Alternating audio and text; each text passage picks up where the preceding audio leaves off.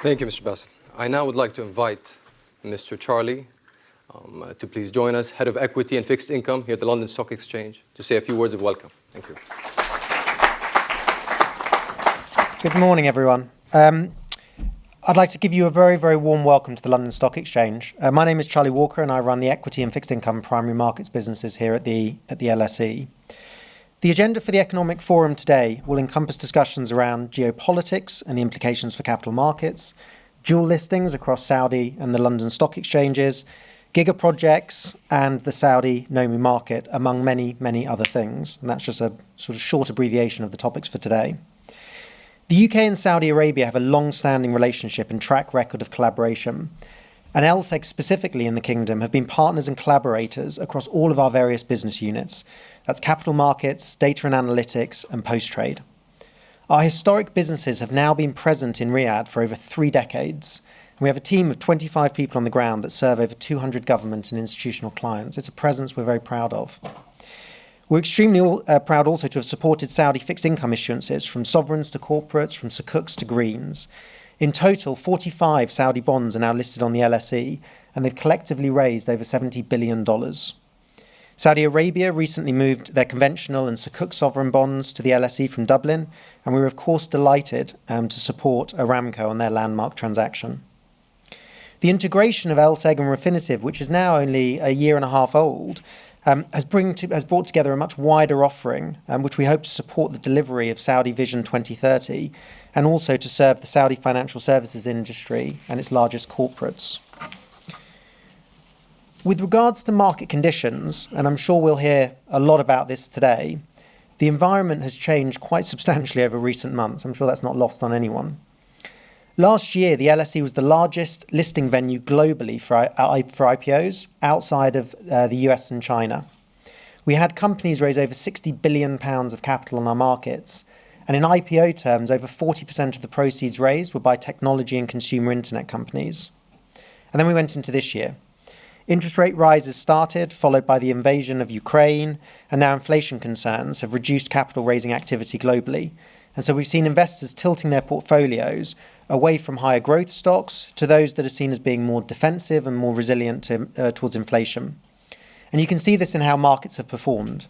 So the S&P down 17% year to date, the Nasdaq down 25%, whereas the FTSE 100, which its 3 largest sectors are natural resources, finance and consumer staples, and actually the fourth was green, is currently up 1% year to date.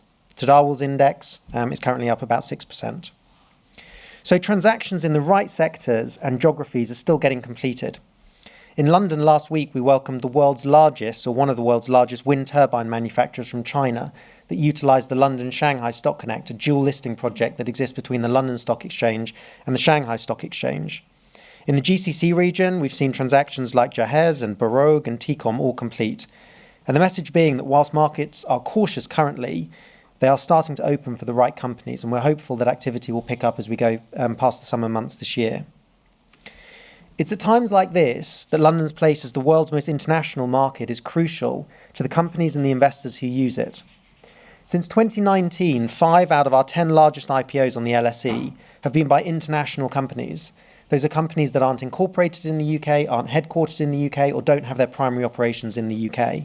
Today, almost 40% of companies on the London Stock Exchange are not UK companies.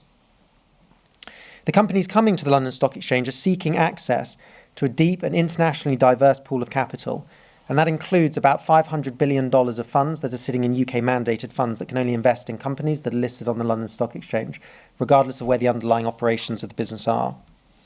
Almost 20% of all the companies listed on the LSE are dual listed, or they're traded on other exchanges, and we look forward to extending that partnership to Saudi corporates over the coming period. No opening remarks would be complete at the moment, and rightly so, without discussing sustainability and ESG, and I know that'll be a topic for today as well. These are both core, both to LSEG's strategy at a group level, but also to each of our divisions. We realise that we have a central role to play, given our position within financial markets. On the LSE, for equity-listed companies, we remain the only exchange to have introduced green economy classifications for companies that generate more than 50% of their revenue from green sources. The wind turbine manufacturer I just mentioned received that same mark. We have about 110 of those companies listed on the exchange at the moment. In fixed income, we were the first exchange in the world to launch a green bond market back in 2015.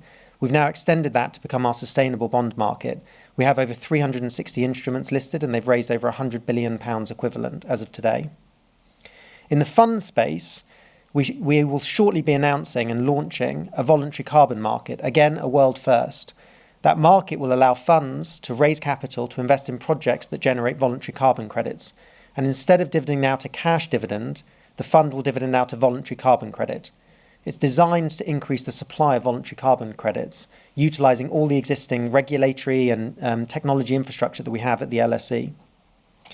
In our data and analytics division, we now gather ESG-related disclosure for over 10,000 companies globally, and we provide that data to investors to allow investors to access the companies that are aiding that transition, and also to assist companies with improving disclosure in this area. So across all of these initiatives, and hopefully that's just a flavour of some of the things that are going on at London Stock Exchange Group at the moment, we want to do more with Saudi companies and with Saudi Arabia more broadly. And so we're absolutely delighted to be hosting the forum today. Basil, thank you very much. Once again, it's 24th year. Congratulations on that as well. And we really do hope that you all get a lot out of today. Thank you very much.